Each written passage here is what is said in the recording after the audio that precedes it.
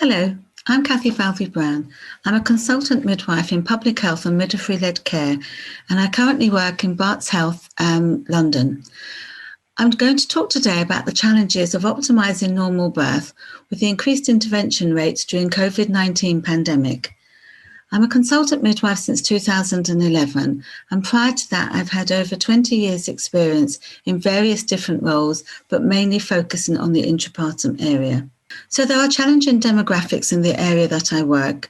Newham is the main provider of maternity and neonatal services for the residents of East London in the borough of Newham, one of the most deprived communities in England, characterised by socio-economic, ethnic, linguistic and health diversity. The borough has one of the highest birth rates in London, one of the youngest populations, with a caesarean section rate in 2011 when I joined the trust of 33%, which was a national outlier. And in 2019, the caesarean section rate has gone to 28.1%. The other challenging demographics for Newham are that there's a high fertility rate, and that impacts on early access to maternity care, particularly in mothers with more than one child. 70% of our women are born outside the UK, and 76.8% of our women are classified as being in the moderate to high risk categories. Birth Rate Plus Acuity Tool looked at Newham, and we are above average for women of the high risk population. Optimising opportunities for normal birth is everybody's business. In 1990, 1 in 8 babies was born by caesarean section. In 2020, 1 in 4 babies was born by caesarean section, and in London, this rate is often higher. There is no associated improvement in outcomes for babies, and the concerns about the effects on mothers, both long and short term. Caesarean section is an essential element in every safe, high-quality maternity service. But how can we ensure that every caesarean section is appropriate, effective and efficient? I've worked since 2011 in a multi-professional team led by myself and consultant obstetricians. We daily review caesarean sections and have prompt feedback to staff. We also focus on keeping first birth normal and vaginal birth after caesarean section with a success rate of just over 60%. Transforming Services Together was an initiative in 2016, and this was just around the time that we had better births. And we wanted to ensure that women have continuity of care. They see no more than 2 to 3 midwives throughout their pregnancy journey, and the benefits of this are explained to them at every stage, and they have real choice, and this reduces the amount of low-risk births taking place in the obstetric-led settings. We want to develop a culture that values normality and empowers and values midwives, improving job satisfaction and autonomy. And this is instrumental in implementing continuity of care models. Establish a sustainable way of resourcing high-quality maternity care. We know we need to achieve improvements in midwife staff room ratios, and the next steps will be to understand the financial benefits and impact of this. We continue to reduce unnecessary interventions through reducing the number of births in the obstetric unit and through a standardised process of induction of labour. Midwifery leadership is key. We create a shared vision and form a coalition of like-minded individuals, and we meet on a regular basis. We are credible and visible role models in the clinical areas, and this helps to reduce unnecessary interventions. We aim to promote choice of birthplace and increase births out of the obstetric unit for when it is appropriate for women. We champion safe midwifery-led care in all areas, including our birth centres and delivery suite. We have 2 case-loading models of women of all risks now in place and providing a true continuity of care model. One-to-one care is also significant in reducing C-section and instrumental birth, and it carries lifelong benefits for women. The use of water and the immersion in water has the potential to reduce pain by up to 90%, and this is for women that can report severe pain in labour. Interventions should not be offered or advised when labour is progressing normally and the mother and baby are well, and this is according to our NICE 2014 guidance. We are promoting birth outside of the obstetric unit for all women with a straightforward pregnancy, and this is also in the NICE guidance. There have been challenges during COVID, particularly with the antenatal and postnatal pathways. We have had ever-evolving guidance from the Royal College of Obstetricians and Gynecologists.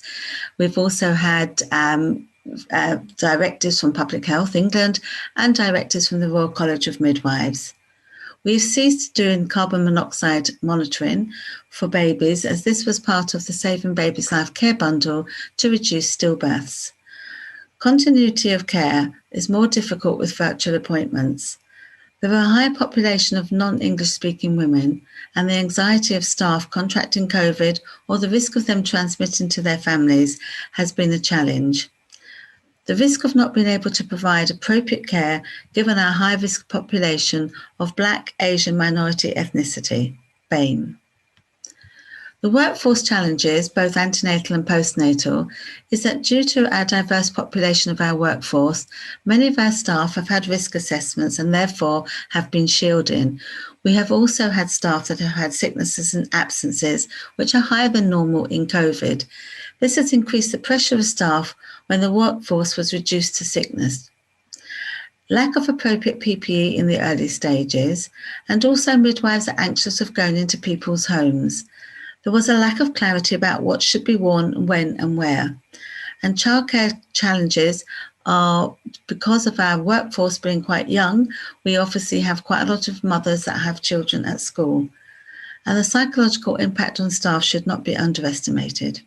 Intrapartum, due to the high levels of PPE worn in all care settings, the clarity of safety of Entonox as thought to be an aerosol generating procedure, and the avoidance of human touch and the freedom to support women and be at one with women. This has been difficult with the high level of PPE that's needed to be worn. There was a lack of clarity also about the safety of hydrotherapy and of water births. However, we did not discontinue our hydrotherapy during COVID, and to this date we have had no poor outcomes. Our suspension of midwifery services were mainly led due to the LAS prioritisation, and therefore women in labour were not the priorities during COVID. So we had to withdraw some of our home birth and our freestanding midwifery unit services for about 3 to 4 weeks. Increased interventions, if suspected of COVID, and donning and doffing, and the reluctance of some disciplines to agree for partners in theatre for emergency section. There has been an impact on women and families, and this comes through very clearly from our Maternity Voice partnership, where we've had feedback really focused on women's experience, and this is especially regarding the lack of support their partners are able to give, as they are not being able to be at scans, at booking appointments, during early labour and in the postnatal period. We have commenced COVID swabbing for mothers and partners since September, and this has enabled us to allow more people to come into the unit at visiting times, and also to be able to support their partners at scans, booking and early labour. There is anxiety if partners are COVID positive and unable to visit, so this has caused some concerns. The increased referrals and the number of women that come to my clinic requesting birth reflections and also reporting birth trauma, this has definitely increased during the COVID period. Access to parent education, as there is no face-to-face classes, has been challenging with the lack of the IT infrastructure, and although some of our women, or many of our women, do not have mobile phones or computers. Information on fetal movements and vitamin supplementation has been difficult to pass on when meeting women virtually. There have been other challenges, such as the lack of face-to-face appointments, women reluctant to engage or present early with reduced fetal movements, the choice agenda, customised growth charts not being generated appropriately, and therefore us missing the opportunities to detect severe IUGR and also resulting in stillbirth. Partners not being able to support has been a big challenge, and where English is not the woman's first language, and where there were pre-existing vulnerabilities, when it's mum's first pregnancy, or if she has a high-risk pregnancy, or women unable to attend for appropriate screening. The psychological impact of women. has been that they have been included in the government's list of vulnerable. So they are classed as clinically vulnerable women when we know that most pregnant women would be fit and healthy. However, they've had reduced access to direct midwifery and obstetric care. Partners were not able to attend their antenatal appointments, including scans, and limited partner involvement during labour until labour is established. There is a risk of isolation, an increased risk of mental health concerns, and there is an increased number of women seeking birth reflections and a higher number of complaints. So impact on the organisation. Managing staff shortages due to shielding and sickness has been a concern. PPE supplies was there a shortage nationally? Prioritising for high-risk areas, financial implications, bank and agency midwives and locum doctors to cover the high number of sickness and absence. The Department of Health and the RCOG producing weekly updates, and having the time and the resources to disseminate this to the shop floor has been a challenge. Fit testing for face masks, donning and doffing guidance, and a rise in complaints in maternity, mostly pertinent to the lack of staff or women being able to have their partners when they need them. The routine schedule of antenatal care is now going to be offered in full, and this is because we are now in COVID recovery, although there is a second wave. It has been acknowledged that some women have slipped through the net when it comes to antenatal care, and therefore appointments should be offered in person as far as possible, with particular attention to those from BAME communities or those living with medical, social or psychological conditions that make them higher risk. Women and partner testing offered to enable partner to support in the antenatal period as well as intrapartum. We've also been able to provide psychological support for our women and our staff, and we have a wellbeing hub for staff, and we have a tranquility garden for staff and women. Births outside the obstetric unit.